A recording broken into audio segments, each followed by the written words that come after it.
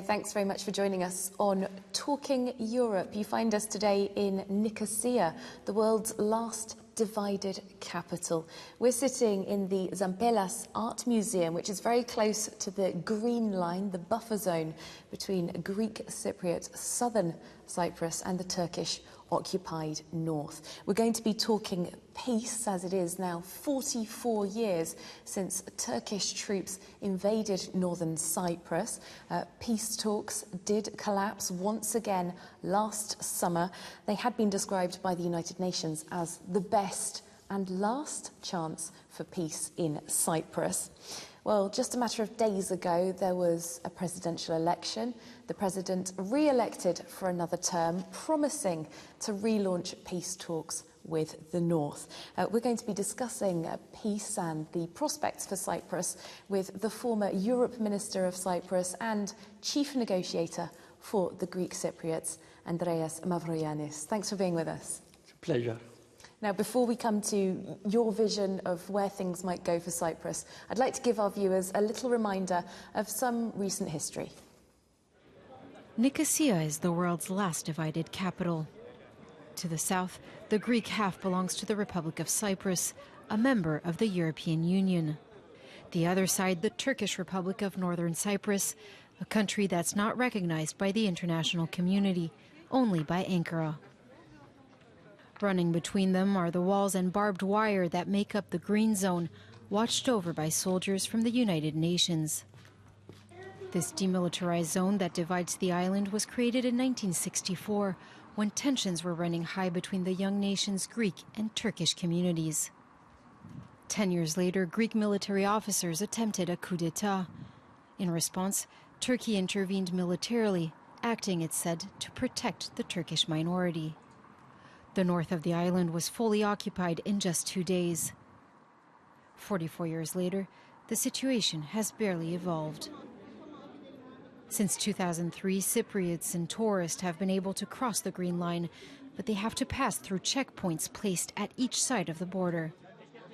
For the past year, members of Unite Cyprus Now have been holding weekly gatherings at the heart of this buffer zone. Their apolitical, multicultural, citizen-led movement is campaigning for one thing: the reunification of the island. From leafleting to concerts to artistic performances, members of the group are taking action to try and bring the Turkish and Greek communities closer. Even if two men sign a settlement agreement without any work on the ground, without bringing the two communities together, without making them apologize from each other and forgive each other and face their past, this will not be real peace. Born in May 2016, the group saw thousands of new members when reunification discussions began raising hopes last July. With the failure of those talks, it became clear to many of these people that no political solution would succeed without a massive grassroots effort. So there we are. Let's come back to Andreas Mavroyiannis, chief negotiator for the Greek Cypriots. I'd like to start with a broad question to you. We're here in the Cypriot art room at the Zampelas Art Museum, containing art from Greek Cypriots and Turkish Cypriots, a symbol perhaps of a united Cyprus. What's your vision for a united Cyprus? Exactly this. United Cyprus, the unification of the island, of the people, of all the energies and all the talents. Already in this museum, if you have a close look to the art that is here, you are going to see that the themes of the division of Cyprus transpire everywhere, and the pain and the suffering. So the ambition is to put an end to this. And the only way to achieve it is through the reunification of the country, and more so of the people of Cyprus, be again together and overcome the difficulties of the division. And we stand a chance to do so more than before, mainly thanks to Europe. OK, well, we'll come to Europe in just a moment, but just first a nuts and bolts question, really. President Anastasiadis did promise new peace talks in his election campaign. When might that happen? Yesterday, as soon as possible. We need not to lose a single moment. because the solution is long overdue. It eluded us many times. Now we have the sense, as you were saying, and as the Secretary General has stated, that we came closer than ever before. We shouldn't allow this momentum to be lost, and it will not last forever. Mm-hmm. So we are almost, if you like, playing prolongations or injury time. Therefore, we need to start, if possible, immediately after the inauguration of Anastasiadis in his new mandate. Of course, it takes at least two to tango. So we're going to try to work with the Turkish Cypriot community, to work with other interested parties in order to arrange for a full resumption of the talks as soon as possible, mm-hmm. and ideally before this coming summer. It was just last summer that the last round of talks collapsed. Yes. What was it that went wrong? What went wrong was the same problem that made collapse all the previous efforts as well, which is, at the end of the day, the insistence of Turkey in having a kind of control over Cyprus, either through, if you like, what they call right of intervention or guarantees, or permanent presence of troops, mm-hmm. Which, of course, for us is a no-go. Well, obviously, there has been talk that there was a lack of flexibility on mm-hmm. both sides. With this idea that last time was the best and perhaps last chance, and as you said yourself, we're now in mm-hmm. injury time. Are you, on the Greek Cypriot side, prepared to change tack somewhat, change your thinking, be more flexible? I think we're about to almost exhaust our flexibility, but yes, we are ready and willing. You need a combination mm-hmm. of keeping the fundamental elements that will first and foremost guarantee the future, mm-hmm. and allow for a settlement and the real reunification of the island. So it would be catastrophic if we were to agree on something that would collapse immediately afterwards, and then the country mm-hmm. will be lost. Well, in that sense, is it realistic to demand that Turkey remove every single one of its troops? It is realistic. The problem that we are discussing is the modalities, the timetables, etc. I believe myself that they don't really need to have troops on the ground. This is not something that the international community today can condone, and the Secretary General was very clear on this. We cannot have this kind of arrangements in the 21st century, and more so in a country member of the European Union. Mm-hmm. Let's talk about some of the practicalities, perhaps. As I mentioned, it's 44 years now since the invasion. We've got, say, 2 whole new generations of adults that have been born since then. And in the northern part, we've got thousands of people who've come over from mainland Turkey as well. Now, this is a greatly different Cyprus from pre-1974. There's also been significant investment by Turkey in mosques and cultural centres in the north. In that sense, aren't there enormous cultural divides to overcome that are perhaps different and in some ways harder to overcome than the political wranglings? You are right, but when you are fighting against Turkish Islamism, it's not easy. So reunification and finding the way to guarantee a common future is probably also the only way we have in order to stop these movements.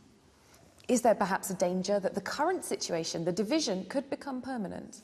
There is always a danger. However, the good thing, if you like, is that,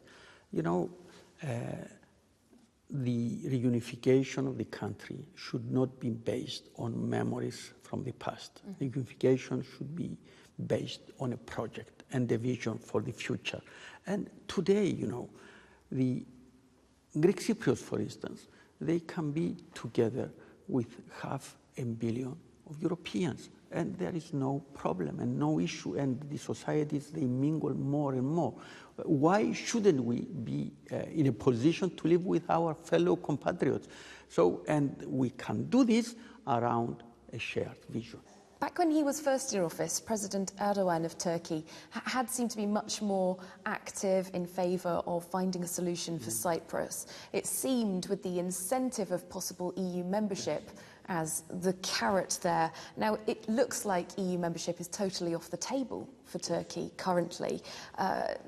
Do you see incentives there for Turkey? To be very honest, I don't believe that Turkey will join the European Union in the foreseeable future. It cannot join the European Union as it is now. What I see, however, is a lot of scope for a very strong relationship between Turkey and the European Union, which is something which will be beneficial for all of us. At the same time, it is true that in Europe we have the sense that, yes, Erdogan and the AKP party, they played the European card in the beginning in order to consolidate their power in Turkey. But in recent years, they are not, if you like, as committed as before. And you have the sense that all this is a kind of a game. Nobody wants to put an end to it, but nobody really believes that this will yield eventual membership. When President Anastasiadis was re-elected, the European Commission President, Jean-Claude Juncker, wrote to him saying the EU stands ready as ever to get involved with the question of reconciliation. From the Cypriot side, what does that mean to you? What do you want? What we want, you know, we're a member of the European Union. We believe that for the European Union, standing with Cyprus is not standing with a third country, is standing with one of our own, if you like. And then don't forget that in some sectors and to some extent, you know, the European Commission is there and is interested on their own standing because we have transferred sovereign powers to the Commission. So what we want and what we expect from the European Union is to help us for this reunification and help us in a very important project. The idea of extracting the Turkish Cypriot community from the grip of Turkey and from the grip of Islamism and integrate them in a modern European democratic society. That could be quite a long process, couldn't it? Yes and no. A long process or not very long if there is a commitment and dedication, and we shouldn't forget that in the Turkish Cypriot community, in spite of the influence of Turkey, the election of Mr. Akinci as leader of the community was mainly a last-ditch effort of the community to emancipate itself from the grip of Turkey. So we need to continue working with them, and even now, the new configuration of power in the occupied part of Cyprus are people that understand the need to preserve their identity and to integrate a modern European society. It's true that when there was a referendum on the 2004 United Nations Peace Plan, Turkish Cypriots were overwhelmingly in favour of that. Yes. Do you believe that they are still in favour of having unity with the rest of Cyprus? I don't believe that they are in favour. I don't believe that also the Greek Cypriots want reunification as before. You know, if one particular plan was voted down, this does not mean that people are not in favour. What, however, I need to underline is that the situation is becoming much, much more complicated. So if the majority of the voters in the occupied part of Cyprus are not Turkish Cypriots, this will die the results, you understand. And if you have the influence of Turkey in elections, you know, but there are factors that, you know, are interfering with the proper expression of the political will of the community. Let's hope that the Turkish Cypriots will find the strength to overcome this kind of difficulties. We've just got time for one last question on an economic aspect. In recent years, there have been significant gas reserves found off the Cypriot coast. Some see this as an opportunity for reconciliation, bringing the different parts of Cyprus together over a project. Others say it could produce more challenges. Which way do you see it? Both. It's a challenge, it's an opportunity, however, we need to be very clear that the situation, and this is the right word for this, is very fluid. We don't know exactly how much, where exactly. But what we know, however, is that all of a sudden, not only through the discoveries by Cyprus, but also through the discoveries by other neighboring countries, Israel, Egypt, etc., all of a sudden, Cyprus finds itself at the epicenter of the roots of energy. And therefore, this completely changes the equation, and this offers opportunities for us, for the European Union, in order to secure more diversification of sources through our own European, if you like, sources. And also, there is a lot of scope for cooperation in the Eastern Mediterranean, not precluding cooperation with Turkey after the settlement of the Cyprus problem. It perhaps raises the stakes. Certainly, it raises the stakes. But, raising the stakes can be the way to tackle the issues, because this will allow everybody to understand that, we should forget the small things and this culture of minor differences, if you like, and see that a project like that can bring the idea of reunification to the forefront more than ever before. All right, well, unfortunately, that's all we've got time for. Thank you very much for your time, Andreas Mavroyiannis, Chief Negotiator for the Greek Cypriots in what is hoped to be upcoming peace talks here in Cyprus. That's it from me. We'll see you soon for more European news on Talking Europe.